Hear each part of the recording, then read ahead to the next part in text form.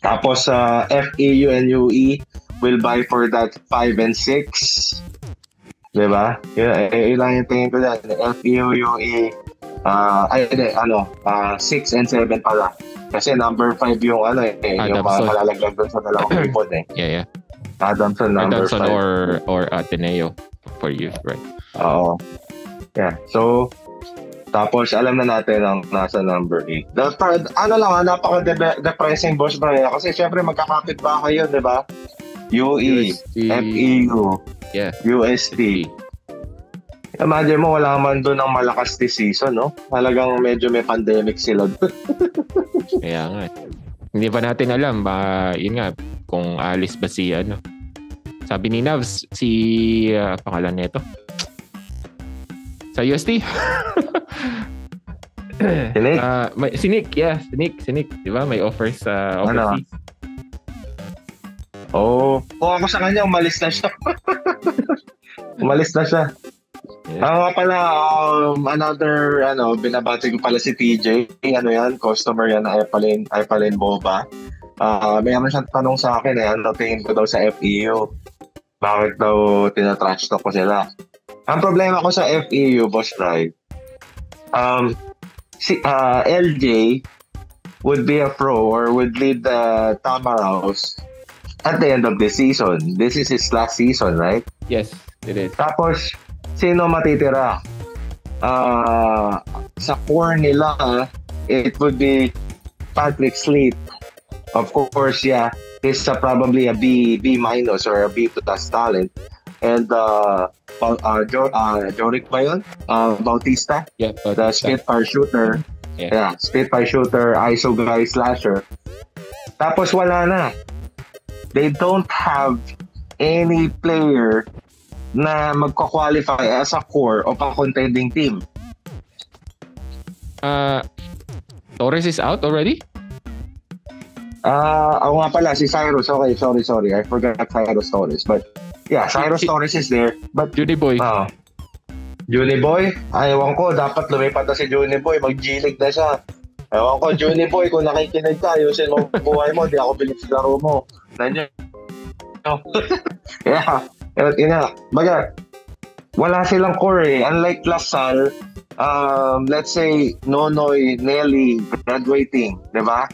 Pero nandiyan pa rin yung mga Phillips, nandiyan pa rin yung tawag dito, KQ will still be there. Policarpio is young, lanky, and very much talented. Kung mga FEU, pagka wala na si LJ, ano kayo next year? Dalawang UST? Ano mo yun? That's my problem with them. Tapos i-retain pa nila si Fatih no? Di pa ako nagsisimula kay Fatih na parang ngayon lang nag-basketball. It's just sad na they're the Lakers of the UAAP, FEU. Yeah. Yeah. Like probably Lakers, Celtics. Pag sinabi mo Lakers, Celtics, NBA. Pag sinabi mo kagaya nun sa UAAP, FEU yun. Yeah. They have history. They have championship recently, relatively speaking. Mm-hmm. FEU just won one championship this last decade when Coach Nash coached their team in 2015, defeating UST. So, hindi ako satisfied sa program nila kung anong goal nila the next 5 years or 3 years man lang.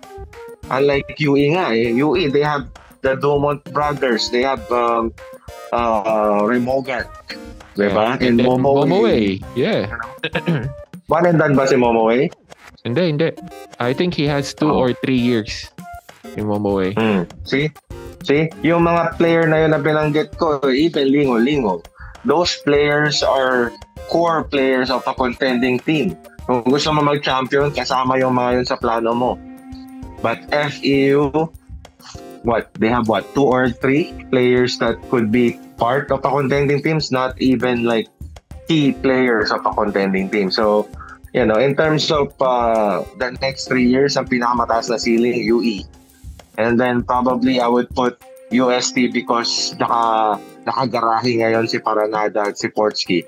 Yep. True. And, So, So nasagot mo yung tanong ni TJ sa'yo. Kaya sabi ko, basura FEU mo. Yan lang. Kasi yan, pan yan LJ Gonzalez. Kami din, pan yan. Yung ginawa niya sa Ateneo, di ba? Ikaw ba naman? Pinaiyak, boss Dre.